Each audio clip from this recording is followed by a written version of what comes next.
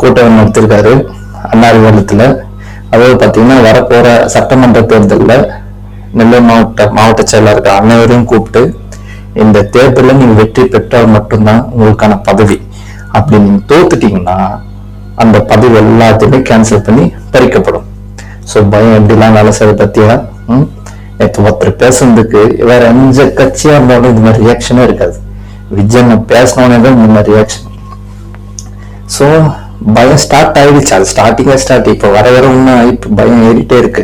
இந்த இன்னும் ஒரு 4-5 மாசம் தான் இருக்கு தேர்தல். அதுக்கப்புறம் அவ்வளவுதான். அது மட்டும் இல்லாத இப்ப பாத்தீங்கன்னா பிப்ரவரியிலிருந்து லேப்டாப் கொடுக்குற மாதிரி ஒரு விஷயம் போயிட்டு இருக்கு கல்லூரி மாணவர்களுக்கு. அது ஏன் கொடுக்குறான்றது நம்மளுக்கு தெரியும். எலெக்ஷன் வந்துச்சு இல்லையா, அதனால இந்த 4 வருஷமா ஏன் கொடுக்கல, அது என்ன பிப்ரவரிக்கு முன்னாடில இருந்து கொடுக்க ஸ்டார்ட் பண்றீங்க? ஸோ அதை அப்படி கன்வே பண்றது, அதை அப்படியே ப்ரொஜெக்ட் பண்றது, அதை நாங்கள் லேப்டாப் கொடுக்குறோம் அப்படின்னு. சரி, நீங்க என்ன ஜிக்காவுக்கு வேலை பண்ணாலும் சரி, யாருக்கு போடணுமோ அவங்களுக்கு போடுவாங்க. மக்கள் தெளிவா இருக்காங்க.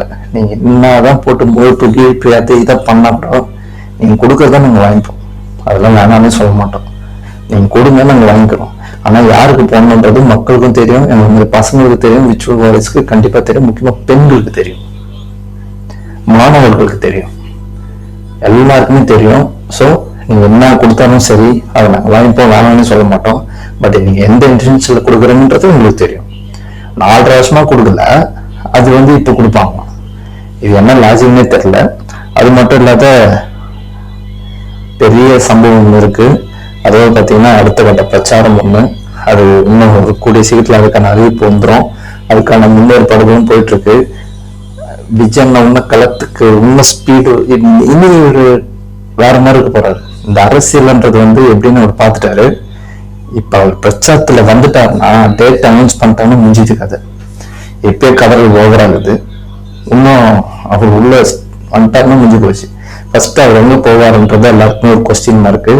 முக்கியமா அது என்னைக்கு நடக்கும்ன்றதுதான் எனக்கு தெரிஞ்சு மேபி நெக்ஸ்ட் வீக்கா இருக்கலாம், இல்ல அதுக்கு நெக்ஸ்ட் வீக்கா கூட இருக்கலாம், இல்ல டிசம்பர்ல இருக்கலாம். பட் ஆனா கண்டிப்பா இன்னும் 1 வீக்ல அதுக்கான அனௌன்ஸ்மெண்ட் வந்துடும். அதுக்கான முன்னேற்பாடுகள்லாம் போயிட்டு இருக்கு. ஸோ கூடிய விரைவில் விஜயனோட அந்த பிரச்சாரம் டேட்டு அந்த ஃபுல் அண்ட் ஃபுல் டோட்டலாகவே சேஞ்ச் ஆகுது, எல்லாமே மாறுது. அதுக்கு கூடிய சீக்கிரம் விஜயன் வரப்போறாரு. ஸோ அதில் எல்லாருமே நம்ம பார்க்க போறோம். இந்த திமுகவை எப்படி அனுப்புவான்றது மக்கள் கிட்ட இருக்கு.